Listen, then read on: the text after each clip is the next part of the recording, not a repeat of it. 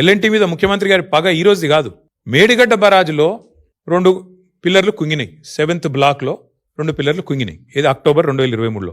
ఆ సంస్థ ఏం చేసిన తర్వాత కాంగ్రెస్ ప్రభుత్వం వచ్చినాక వీళ్ళు పిలిస్తే ముందుకు వచ్చి రాష్ట్ర ప్రజల మీద రూపాయి భారం పడకుండా మేము పునర్నిర్మాణం చేస్తాం 7th బ్లాక్ అని వాళ్ళు ముందుకు వచ్చారు. ఈయన కోపం అది.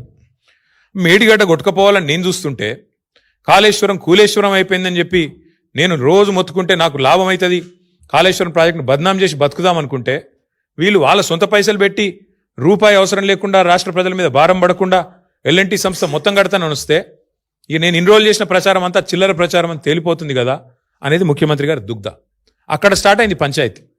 అక్కడికి వెళ్ళి ఎయిర్పోర్ట్ మెట్రో రద్దు, ఆ తర్వాత ఎల్ఎన్టీ మీద మరి ఆ మేడిగడ్డ బరాజ్ మీద అన్నారం బరాజ్ మీద వరుసగా మేడిగడ్డ నుంచి మెట్రో దాకా వెంటాడుతూనే ఉన్నాడు, వాళ్ళని వేధిస్తూనే ఉన్నాడు ఈ ముఖ్యమంత్రి. జైలు వేస్తా అంటాడు. ఈ రకంగా పిచ్చి మాటలు మాట్లాడి చివరికి ఆ ఎల్ఎన్టీ అనే సంస్థ కక్షగట్టి మరి ఇవాళ నానా యాగి చేసి వాళ్ళని వెళ్ళిపోయేటట్టు చేసింది కేవలం రేవంత్ రెడ్డి గారే. ఏం తప్పు చేసింది ఎల్ఎన్టీ? మీకు అడ్డం వచ్చిందా? మీ బాంబులేటి శ్రీనివాసరెడ్డి గారి కంపెనీకి అడ్డం వచ్చిందా? ఇక్కడ కాంట్రాక్ట్లల్లో ఏమైంది? ఇబ్బంది ఏంది?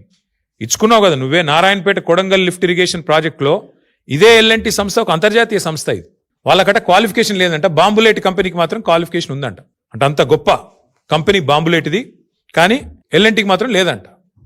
అట్లా ముఖ్యమంత్రి గారు కక్షగట్టి ఆయన సొంత నియోజకవర్గంలో ఉండే నారాయణపేట కొడంగల్ వరకు కూడా ఎల్ఎన్టీని కావాలని టెక్నికల్గా డిస్క్వాలిఫై చేయించి ఇన్సల్ట్ చేసి మీరు మా రాష్ట్రంలో నేనున్నంత కాలం పనిచేయడానికి వీల్లేదు అని చెప్పి కక్ష కడితే చివరికి వాళ్ళు ఈయనకు వంత పాడకపోతే, మేడిగడ్డ కొట్టుకపోతుంది అని నువ్వు చేసే చిల్లర ప్రచారానికి వంత పాడకపోతే అది రిపేర్ చేయొచ్చు, ఆ రిపేర్ కూడా మేమే చేస్తాం 250 కోట్లు పెట్టి అని చెబితే నీకు నచ్చక వాళ్ళకు కాంట్రాక్ట్లు దక్కకుండా చేసి వాళ్ళను బతకనీయకుండా చేసి సంస్థ లాభాలకు వెళ్ళి నష్టాలకు పోయేటట్టు చేసి చివరికి ఈ రకంగా ఎలగొట్టిండి. వాళ్ళ మెడలు పెట్టి నూకేసినట్టు ఒక రకంగా చెప్పాలంటే.